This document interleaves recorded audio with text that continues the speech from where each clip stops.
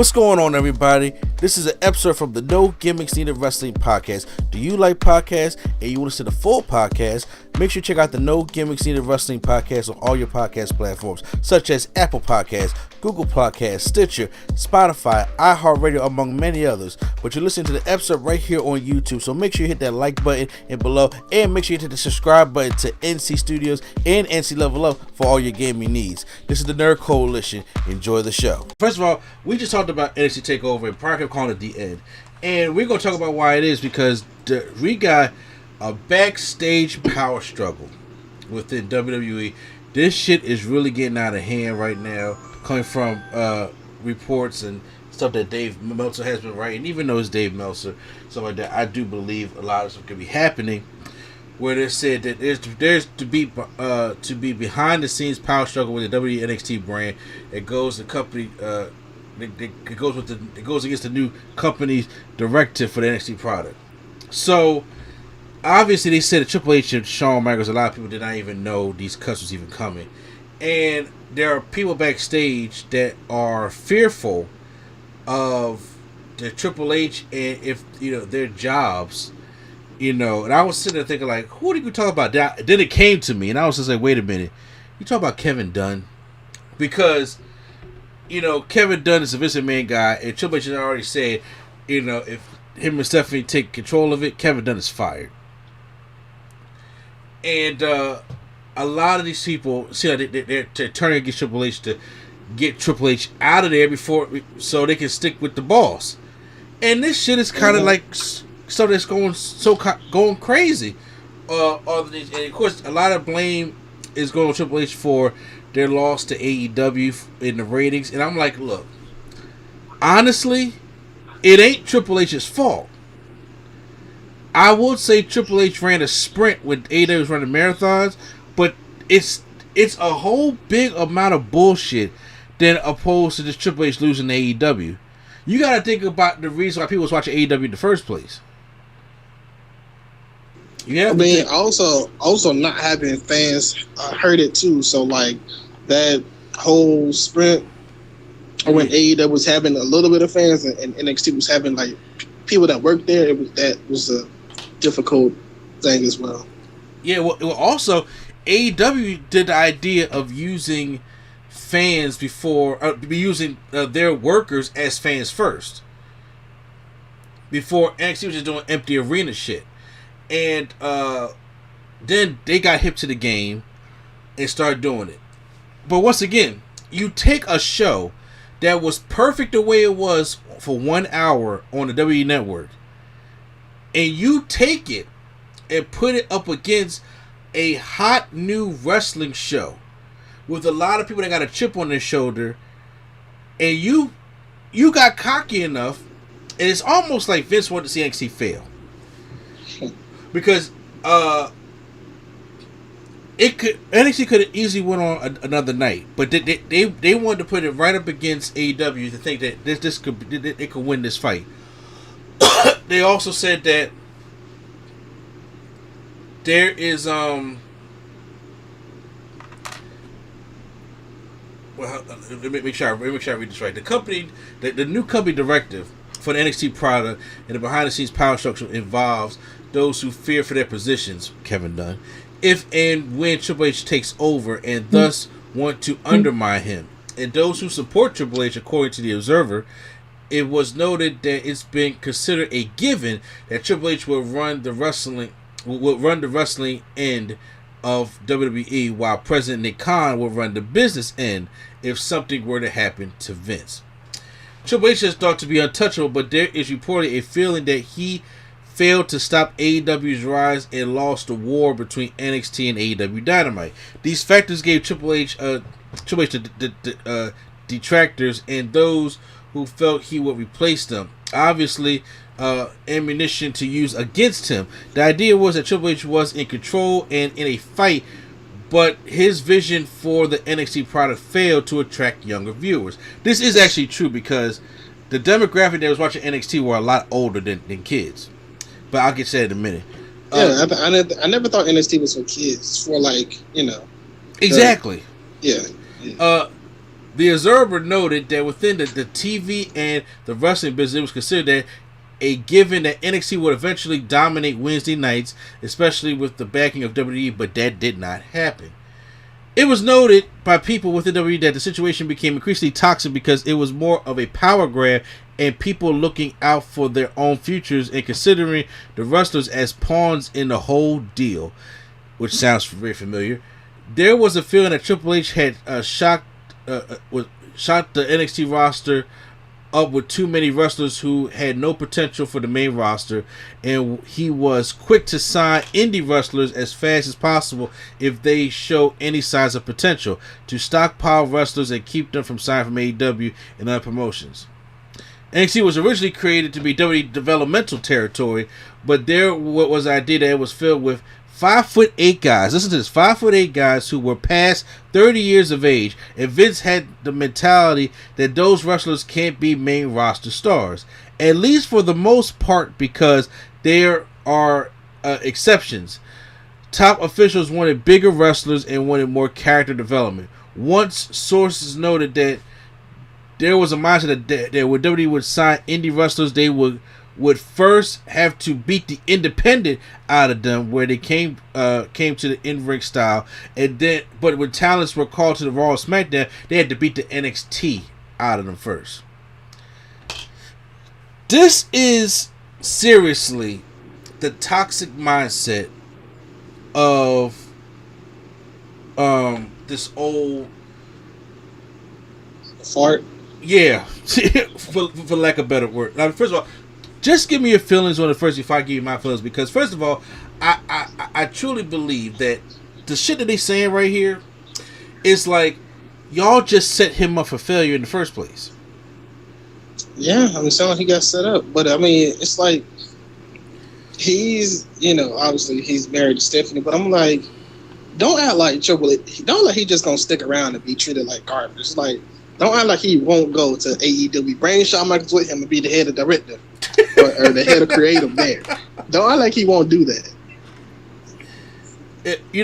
There's a possibility, because I'm like, it just seems so dumbfounded, because first of all, yes, I understand NXT is developmental, and when it started. But look at what NXT was when it was developmental, right? Remember when 2014 happened and they had, their first takeover or something like that, and it just shut down everything WWE did that week, and that's when they had like TLC, and Vince got jealous of that.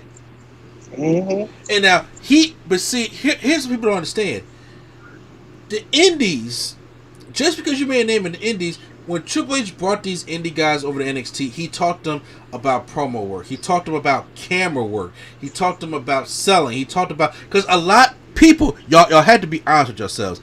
A lot of that shit does not happen in the indies. A lot of indie people cannot cut a good promo. A lot can. No, because they don't need to. But they don't need to.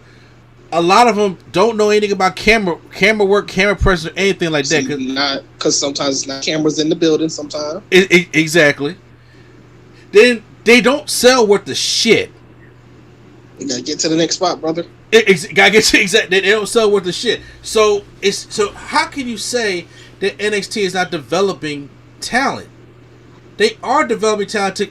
He's developing them to understand the professional way, because if y'all want to go off and say, well, AEW doesn't do that, yes they do, because if you looked at the stuff that when All In first happened, before All Out was a thing, I was like, they don't have no production skills or nothing in them earlier shows, and I was just like, all right, y'all have to learn that, because y'all going mainstream, y'all going on a Turner Network, so everybody who has that mainstream kind of show, even Impact Wrestling has those kind of things that you gotta teach the wrestlers, along with Ring of Honor. I'm talking about deep indies like PGW or Pro Wrestling Eve or CZW. I'm talking about shit like that. And of course the demographic is going to be older, because the NXT attracts a demographic that was my age during the Attitude Era, or older. It's not meant for kids. The storylines are a little bit more aggressive, And of course, the kids get the John Cena and shit like that on Raw and SmackDown.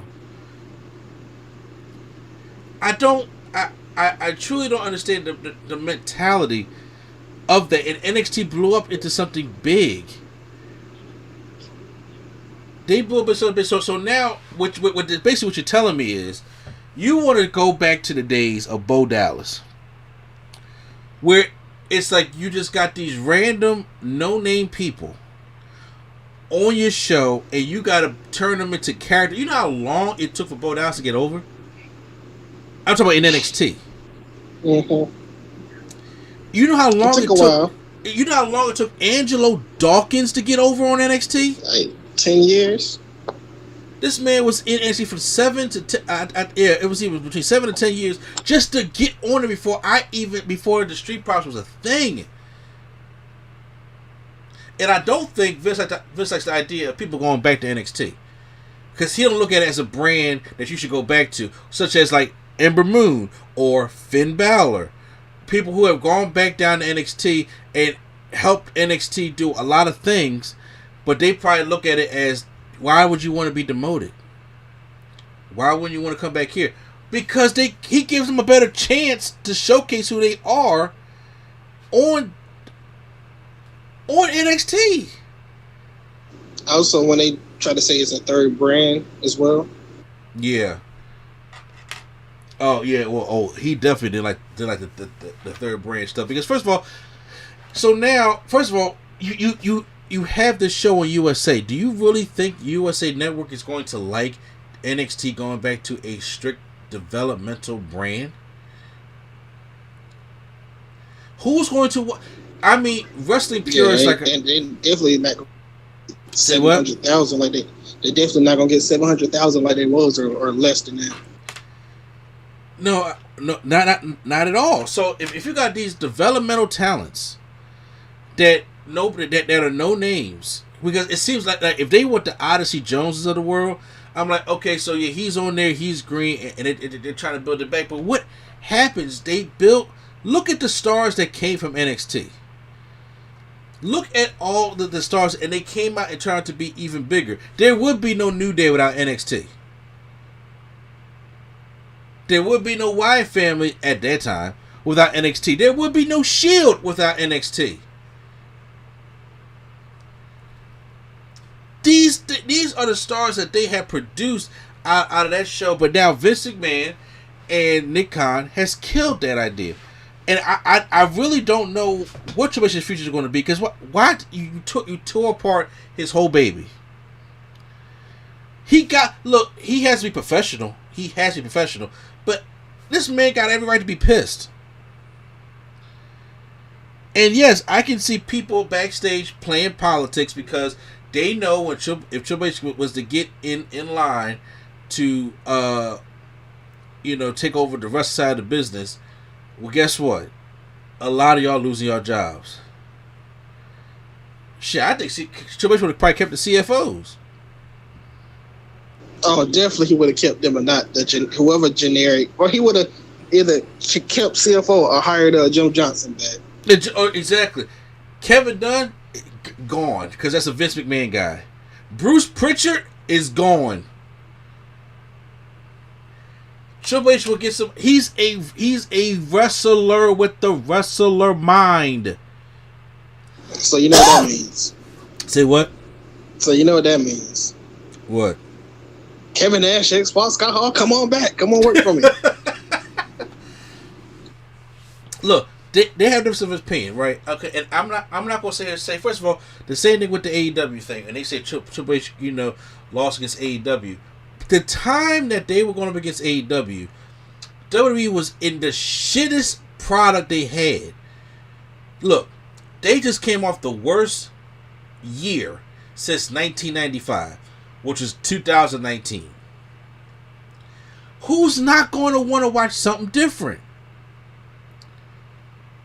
Who's not going to want to watch something different?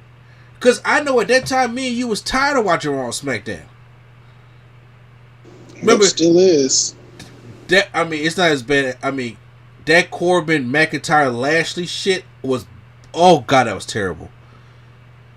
Tell me you don't remember that. Yep, and was that the Strowman thing too, right? Yeah. Mm-hmm.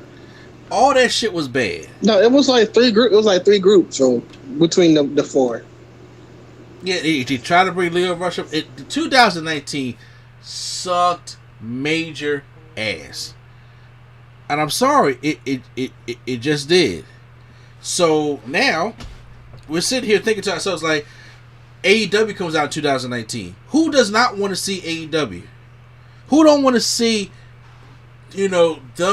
a new style of wrestling that's Vince. not so political? Vince. But see, Vince didn't take it seriously. But now, who else don't want to see it? John Cornette. Yeah, well, yeah, exactly. So, but if you want to move NXT, like, okay, well, we need to compete with this. Why? They did not need to compete with AEW. They put themselves in that hole.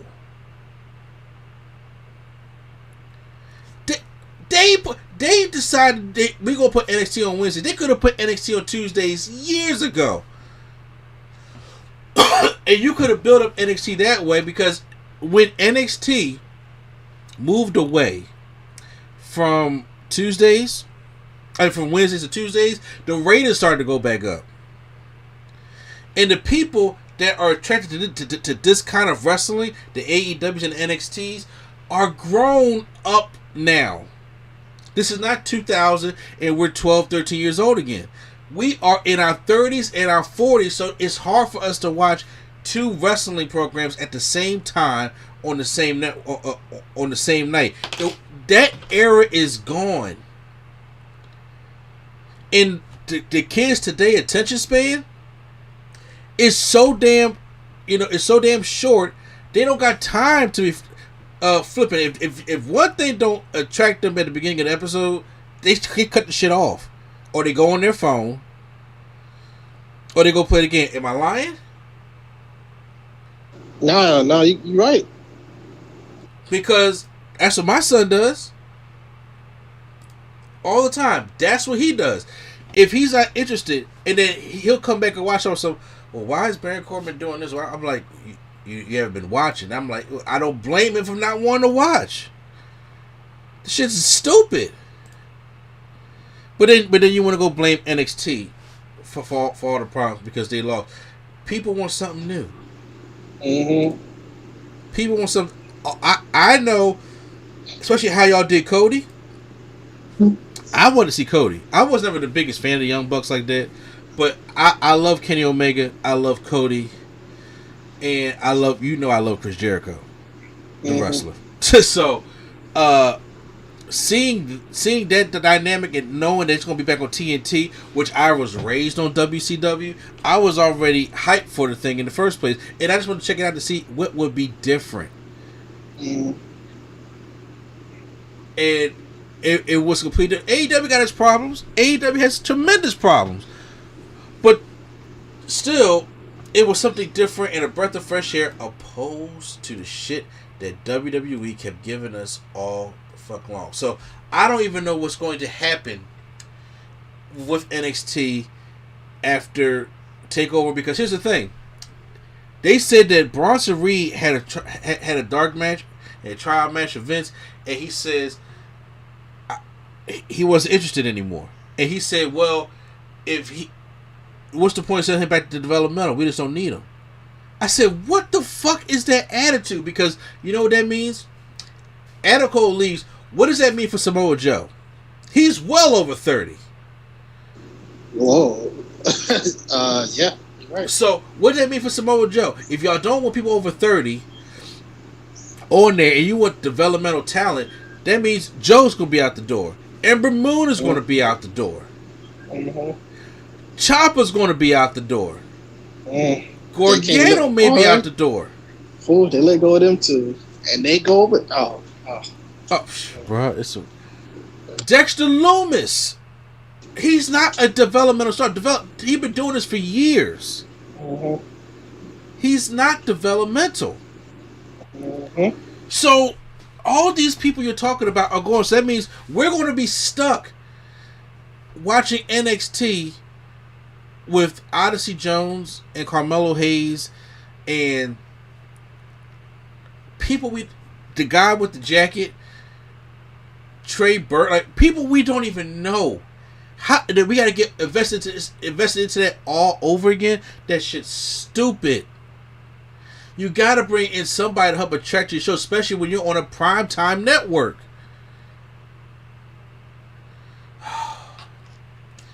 It's just frustrating. I'm not sitting here saying that Triple H is perfect, but I'm just saying for what he did and what he's trying to do. I like what happened in NXT. NXT was one of the best things WWE had going for it. Mm-hmm. And they had a slew of talent that came from NXT. Yes, Triple H bought up the indie market. I will say, yes, he bought up the indie market. That's exactly what he did. So they couldn't go anywhere else. But they came there and they learned a new sense of everything. Because that one time, what was it, 2017, when Adam Cole, Bobby Fish, and Kyle O'Reilly came, I said, yo, the indies is bought up. Mm-hmm. From them to Keith Lee to Cassius Ohno to Velveteen Dream to Leo Rush, they had everybody. They had everybody, and everybody was finding ways to get TV time on NXT in an hour show. He's finding a way to balance all them people on an hour show. All that talent he had. Yes, he had too much talent, but he was still trying to find ways of it and give Vince, like, okay, here go the talent. And then Vince like, well, no, this is not what I'm looking for. So now you want to get bigger guys like Odyssey Jones to develop and make characters and come to the main roster, and just so you can dominate and sell to the kids. Bro, I won't be surprised if WWE is done after 2021. Oof. That will be earth-shattering.